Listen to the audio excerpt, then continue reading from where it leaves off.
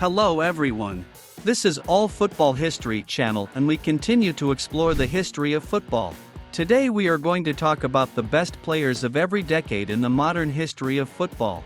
It's about 110 years old. It will be interesting. Let's go!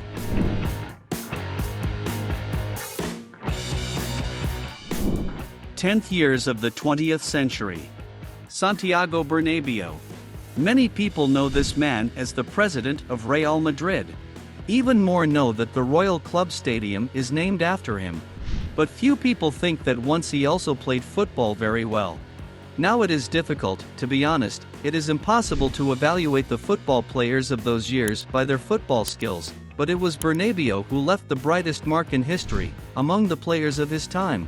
He was a forward and spent 18 years at Real Madrid. According to various sources, the future president of the club scored up to 1,200 goals. Officially, of course, it is an order of magnitude smaller, but it's hard to figure out what was there 100 years ago. 20s of the 20th century. José Nasazzi. Uruguayan football player and defender of the national team and clubs Bella Vista and Nacional. Four-time South American champion and two-time Olympic champion, as well as the winner and best player of the 1930 World Cup. Going so deep into history is difficult. But it is about Nasazzi that most of the admiring reviews of contemporaries are. They write about José as a man with an iron will and inhuman fighting qualities. The player played 41 matches for the national team and he spent each of them in the rank of captain of his team. During his career, José had many nicknames such as Marshall, Great Captain or Terrible. 30s. Again, it is difficult to determine the king of the era. Stadium man Giuseppe Meazza. Two-time world champion in the Italian national team. Most of his career he played for Inter. But since childhood, he was rooting for Milan. Unfortunately for the player, in his youth he was not taken to the black and red team, but he scored almost 300 goals for the black and blue. In fairness, closer to the end of his career, he nevertheless moved to Milan. Giuseppe Meazza played 53 matches for the national team and scored 33 goals. He is still the second highest scorer in the history of the Italian national team. The frail striker, who by the age of 18 weighed about 40 kilograms, was distinguished by a very high speed for those years and a high technique of handling the ball. Well, among other things, the main football stadium in Italy is named after him. 40s. Stanley Matthews. The Englishman played football at the highest level for a very long time. He ended his career only in 1965, when he was 50 years old. According to contemporaries, almost no one could stop the striker because of his speed and ball possession skills. Matthews is better than anyone at making crosses. And this is in the years when footballs were very different from the current engineering achievements. It was Matthews who received the first ever Ballon d'Or award. The football player received the Golden Ball in '56, but the main peak of his career came precisely in the 40s. It was a decade of great upheaval in Europe, and football was far from the first thought. During the war, Matthews served in the RAF and hardly played football.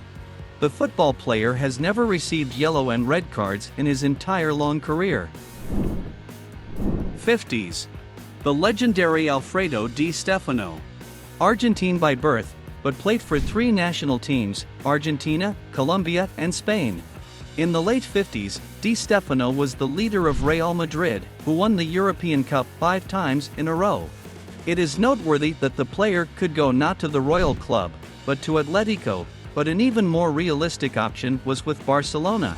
Di Stefano even played several matches for Barcelona. But due to a series of scandals around the transfer of a football player from Colombia, Barcelona was forced to abandon the fight for a football player, and Santiago Bernabeu, the president of Real Madrid at that time, began building the most powerful team of the mid-20th century with Di Stefano. 60s. It would seem that the most simple and unambiguous choice. Of course, this is the legendary Pele. But here's the problem. While Pele was enchanting in Brazil, Europe was torn apart by Eusebio. Subjectively, The Portuguese is a more technical footballer. And in those days, Bobby Charlton played, and compatriot Pele Garrincha was also nearby. But statistically and in terms of the degree of influence on football, Pele has few competitors even among those who play in the 21st century. The Brazilian became world champion 3 times, won the Brazilian Championship 6 times. In addition, he has a dozen different cups and many personal awards. Pele was recognized as the best footballer of the century by FIFA and the authoritative magazine World Soccer. The International Olympic Committee recognized the striker as the athlete of the century. And in France football, when recalculating the golden balls, Pele was awarded 7 symbolic awards. 70s. Johan Cruyff. The legendary Dutch footballer, whose career is mainly associated with Ajax and Barcelona. The forward moved to Spain just at the beginning of the decade in '73. In the same year and the following year, the footballer won 2 golden balls. He received another award from a French magazine even earlier in '71. In 1974, Cruyff reached the final of the World Cup with Holland and was recognized as the best player in the tournament. Cruyff was named the 3rd footballer of the 20th century by World Soccer magazine. After the end of his playing career, Cruyff became a great coach, but more on that another time. 80s. Diego Armando Maradona. The brilliant career of the Argentine just fit in plus or minus 10 years, starting at 81 and ending at 91. This football player needs no introduction and is fighting for the title of not only the king of his era, but also for the title of the best football player of all time. His career was largely ruined by an idle lifestyle and drugs, but when he entered the field, he was the best. Maradona had outstanding technique and a huge arsenal of all kinds of football tricks.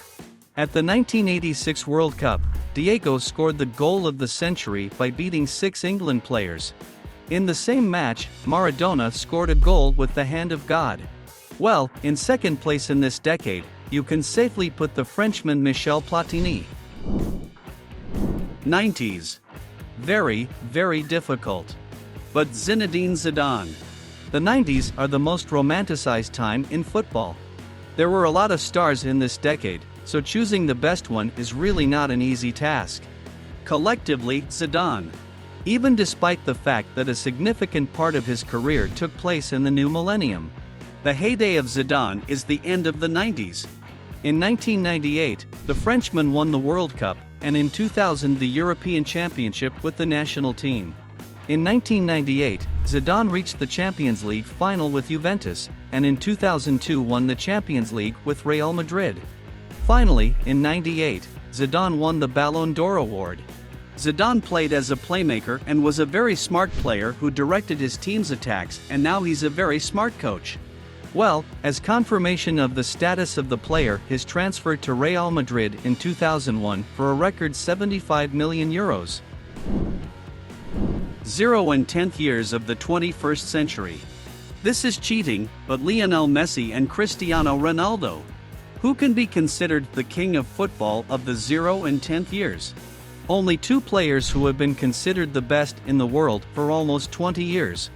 Lionel Messi broke into big football at the end of 2004, and at the beginning of 2005 he already scored his first goal for Barcelona. Messi was under 18 at the time. The main seasons in the career of a football player fell at the end of the 2000s and the beginning of the 10s. Messi received the first Ballon d'Or in 2009, and then Lionel's collection was replenished with 3 more major football awards in a row. Now Messi has 7 such awards. And Messi set his famous record with 91 goals scored in a year in 2012. The border of decades turned out to be truly legendary for Messi. Cristiano Ronaldo started a little earlier. He moved to Manchester United in 2003. And at that time he was, if not a superstar, then already a football player with a big name. Ronaldo has won everything in recent years, and more than once, and not even with one club. He won the European Championship and the League of Nations with his national team. Ronaldo has won the Champions League 4 times with Real Madrid and once with Manchester United. Ronaldo has won the Ballon d'Or 5 times. The Portuguese has scored an incredible number of goals, including in the most important matches. While the nearest competitors continue to play in convenient clubs, Cristiano takes and moves to another team, to a difficult championship, challenges himself again and again. A phenomenal player who made himself with his own hands. But Messi is not far behind him. These two conquered 2 decades of football.